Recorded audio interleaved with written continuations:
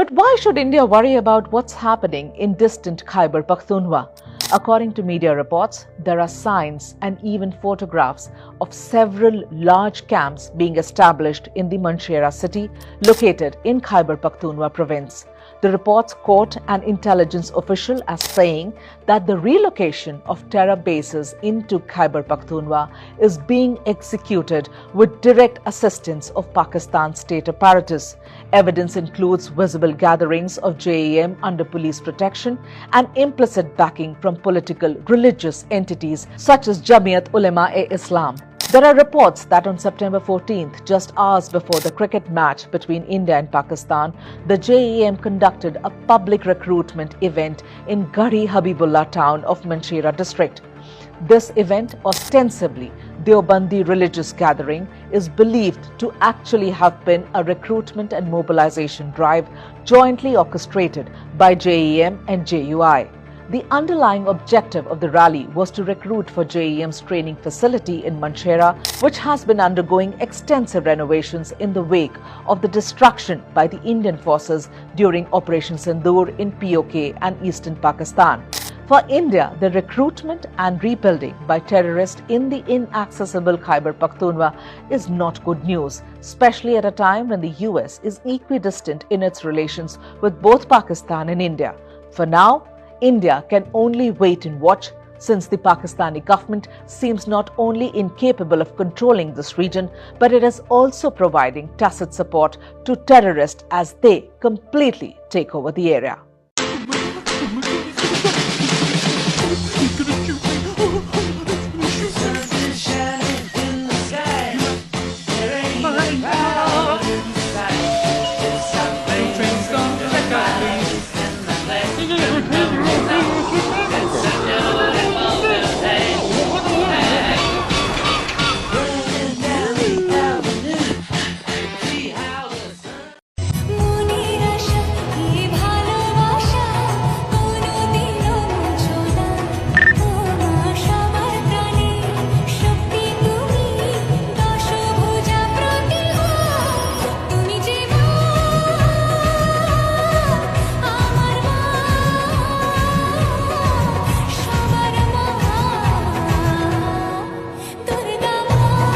पहले तो मुख्यमंत्री जी को धन्यवाद देंगे जिन्होंने समय निकाल के हम व्यापारियों की समस्याओं को सुनने और सरकार की क्या योजनाएं हैं उसको बताने आए हैं।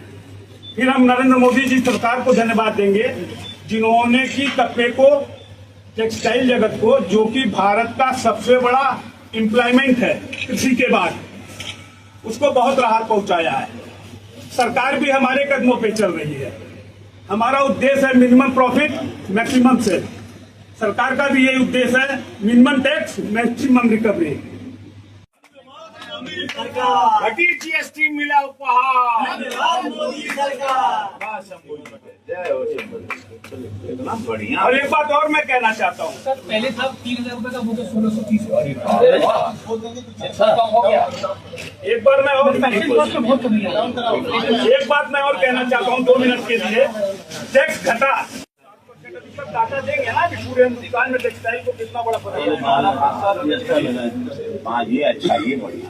इनका शंभू जी का इंटरव्यू भी ले लो। हाँ बोलिए शंभू जी। पूरे भारत में जितने मोबाइल फोन बनते हैं उसमें से लगभग 55% मोबाइल यहां उत्तर प्रदेश में बनते हैं।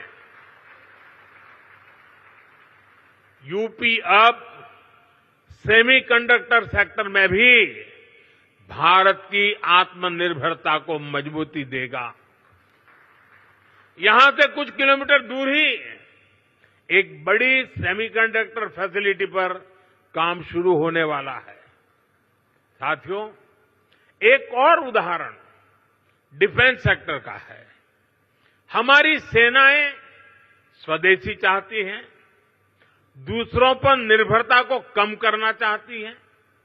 इसलिए भारत में ही हम एक वाइब्रेंट डिफेंस सेक्टर डेवलप कर रहे हैं। पुर्जे पुर्जे पर मेड इन इंडिया की छाप हो, हम ऐसा इकोसिस्टम बना रहे हैं। और यूपी इसमें भी बड़ी भूमिका निभा रहा है। बहुत जल्द रूस के सहयोग से बनी फैक्ट्री से AK-203 राइफल का उत्पादन शुरू होने जा रहा है। यूपी में एक डिफेंस कॉरिडोर का भी निर्माण हो रहा है, जिसमें ब्रह्मोस मिसाइल समेत अनेक अस्त्र शस्त्र का निर्माण शुरू भी हो चुका है।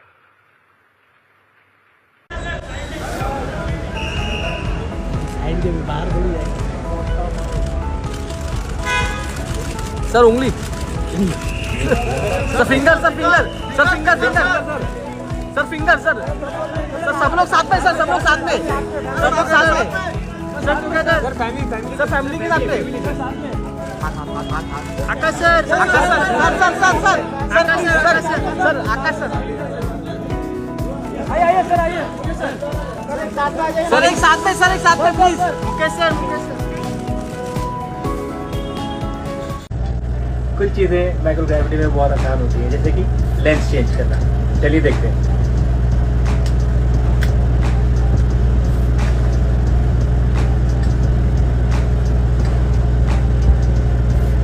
आप किसी भी चीज को निकाल के ऐसे ही छोड़ सकते हैं।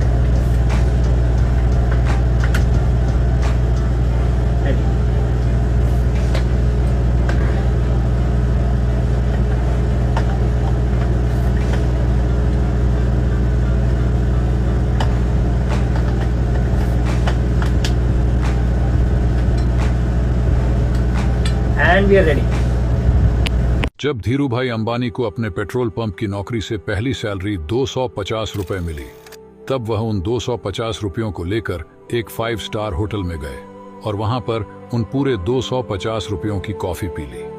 जब उनसे किसी ने कहा कि यह तुमने क्या किया, यह तुम्हारी पहली सैलरी थी, इससे अपने परिवार के लिए कुछ करते तो उन्हें खुशी मिलती, अब पूरे महीने क्या करोगे? तो धीरूभाई अंबानी ने मुस्कुराकर जवाब दिया कि जब मैं उस 5 स्टार होटल में गया तब मुझे उन लोगों के माइंडसेट का पता चला जो 250 रुपए की कॉफी पीते हैं, और वहां पर सारे ही अमीर और बिजनेसमैन थे, तो मुझे 250 रुपयों में करोड़ों का ज्ञान मिल गया। तो आप जैसे लोगों के साथ रहोगे, जैसी संगत करोगे, वैसा ही आपका मन भी हो जाएगा।